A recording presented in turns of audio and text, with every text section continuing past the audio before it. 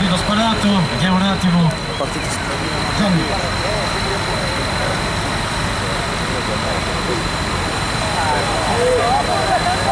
Intanto con la categoria 140-155, Valerio Arru. Ce la fa? Scusa, Dai che ce la fa, dai che ce la fa. Vedi? benissimo, Timone parallelo. bellissimo applauso.